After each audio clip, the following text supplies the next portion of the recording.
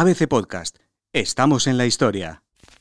Tic-tac, tic-tac, tic-tac. Nada menos que 15 años. Ese fue el tiempo transcurrido entre que Alfonso XIII conoció al que sería el amor de su vida y el día en que España conoció finalmente la relación en una insólita entrevista exclusiva en la revista Crónica. ¡Lo sabía! No se confundan, no hablamos de la reina Victoria Eugenia de Battenberg, sino del amante que el rey tuvo durante más de una década, con la que tuvo 2 hijos en secreto y a la que visitó a escondidas durante años en un palacete pegado al Palacio Real que él mismo sufragaba. Su nombre: Carmen Ruiz Moragas.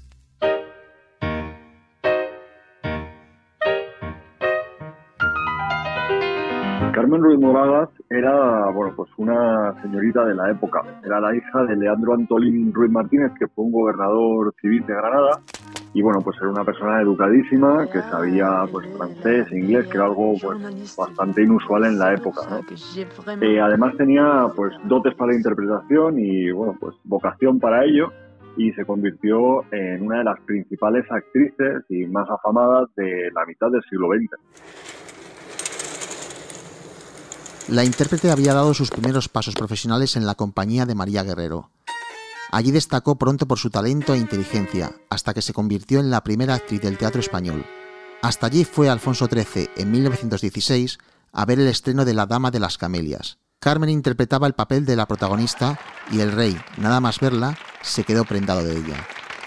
Le exigió al marqués de Viana, su compañero habitual de fiestas y encubridor de sus aventuras, que la trajera al antepalco para saludarla, y de paso, cortejarla. En ese momento, Alfonso XIII llevaba casado con Victoria Eugenia 10 años. Es de suponer que la elección del rey Alfonso XIII de su futura mujer no fue algo del todo libre, porque estaba supeditada a una serie de características, ¿no? Como que fuera de sangre real. Además, la relación de los reyes, don Alfonso XIII y doña Victoria Eugenia, se vio enfriada por varias situaciones bastante dramáticas, como es el asunto de la hemofilia, del que Victoria Eugenia era portadora, y además hay un drama todavía mayor que enfría la relación entre Alfonso XIII y Victoria Eugenia, que es que su segundo hijo, don Jaime, no ha nacido sordo, sino que ha tenido una infección de la parte interna del oído, se le ha tenido que operar y ha quedado sordo después de esta operación. Carmen se convirtió en la mujer de su vida y en su refugio durante aquellos tiempos convulsos que le tocó vivir al frente de la monarquía. Después de 10 años de matrimonio y varias aventuras, Alfonso ya no quiso reinas ni aristócratas, la quiso a ella, aunque fuera a escondidas. La actriz tuvo 2 hijos con el monarca, María Teresa y Leandro, a los que no dio su apellido, pero de los que se encargó siempre en la distancia. El rey construyó 2 hogares a menos de 4 kilómetros de distancia, el oficial, rodeado de toda la pompa del Palacio Real, y el clandestino, en un pequeño palacete en la Avenida del Valle, que Alfonso XIII pudo procurar a su amante por los intereses que tenía en el metro de Madrid. Hasta la llegada de la Segunda República en 1931, solo unos cuantos confidentes del monarca conocían la relación, pero guardaron silencio. Se veían de maneras bastante simpáticas. El rey utilizaba un seudónimo, un nombre secreto con el que se presentaba en los viajes, en los hoteles, en las reservas, que es el título de Duque de Toledo. De esta manera podía moverse con cierta libertad sin levantar un poco la atención.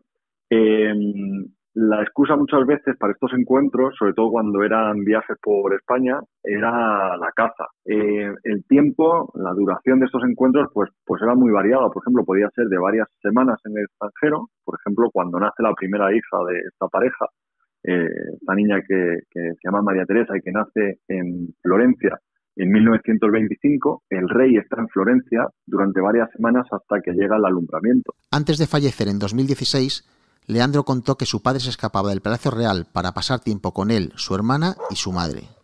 Como excusa decía que iba a pasear a los perros que tenía de raza Tekel. Sin embargo, en vez de irse a la casa de campo o a El Pardo, el chofer lo recogía y lo llevaba junto a ellos. Me hizo gracia descubrir que mi madre aparece en numerosas fotografías acompañada por los perros del rey, fotografías realizadas por él.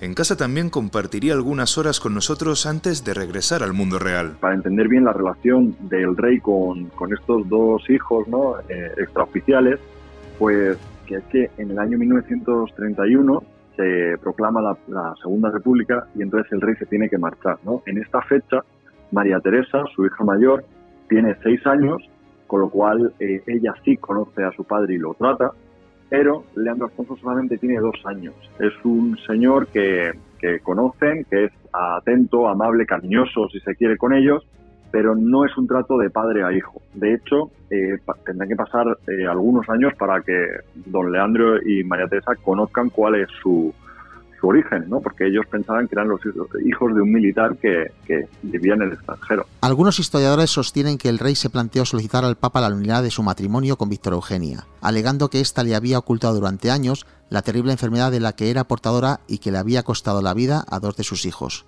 La idea se la metió en la cabeza el marqués de Viana, y cuando la reina se enteró en 1927, lo convocó inmediatamente en sus habitaciones particulares. Viana, no está en mi poder castigarle como usted merece. Solo Dios puede hacerlo. Su castigo tendrá que esperar hasta que esté usted en el otro mundo. La reina era conocedora de la relación entre su esposo y Carmen Ruiz Moragas desde el primer momento. La reina tenía, un círculo cercano que le informaba de digamos, los movimientos de su marido, pero ella no pudo hacer nada por interrumpirlo.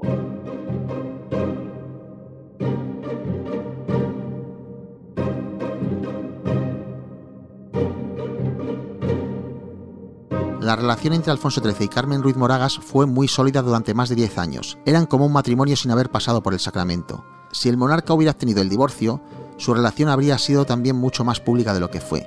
Pero, ¿por qué Alfonso XIII no se atrevió a pedirlo? Existe la creencia de que el rey pudo, plantearse en algún momento de su vida la posibilidad de anular su matrimonio, ¿no? La realidad es que sencillamente nunca lo hizo, nunca lo llevó a cabo, porque el motivo en el que se apoyaría para ello, para poder anular su matrimonio, la supuesta ocultación de que Victoria Eugenia podía ser portadora de la hemofilia, es algo completamente falso. La reina Victoria Eugenia nunca lo ocultó, de hecho era vox populi. La llegada de la Segunda República hizo posible que se desvelase lo que hasta ese momento se había mantenido en un discreto silencio. Su aventura fue utilizada por la prensa para airear los trapos sucios del monarca tras su marcha al exilio. Eso fue lo que hizo la revista madrileña Crónica, el 19 de julio de 1931, cuando publicó una entrevista con Carmen Ruiz Moragas, realizada en su propia casa, hablando sin tapujos de su relación con el rey.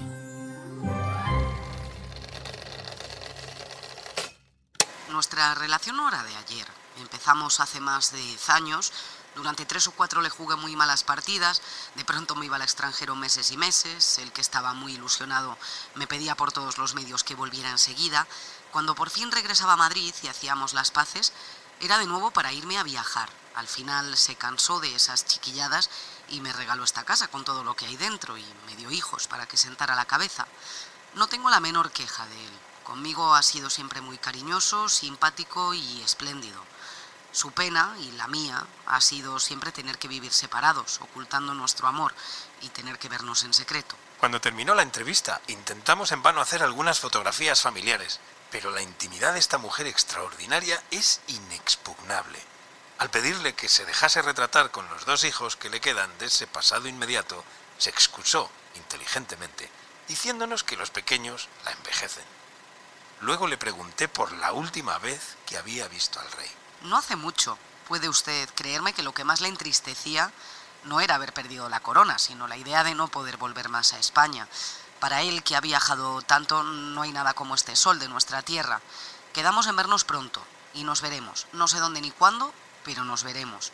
Al despedirnos, los dos estábamos muy afectados y me dijo: comprendo que prefieras quedarte en nuestra patria, respeto tu sentimiento y te envidio. Mejor, así no seremos 2 los que tengan que recordarla desde lejos. De todas formas, acude enseguida donde yo te llame para traerme un poco de sol de España.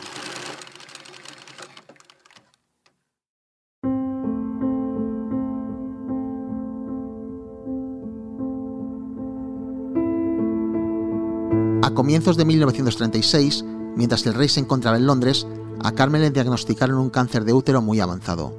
Durante su convalecencia, Alfonso XIII fue informado continuamente de su estado. La actriz murió finalmente el 11 de junio, pero antes pidió un último deseo: que le pusieran una ramita de canela en la boca para que oliera bien cuando el monarca fuese a verla. Y no se equivocó. El entierro se retrasó 2 días para que al rey le diera tiempo a viajar a España en secreto para darle el último adiós. El cadáver se preparó para el velatorio en el salón principal de la casa donde se había producido la entrevista y en la que ellos se habían visto tantas veces. Alfonso XIII llegó de incógnito durante la madrugada del día siguiente. Nada más verla, se acercó y le dio un último beso en los labios. Inmediatamente después, su conductor tomó la carretera rumbo a Irún. La visita nunca trascendió.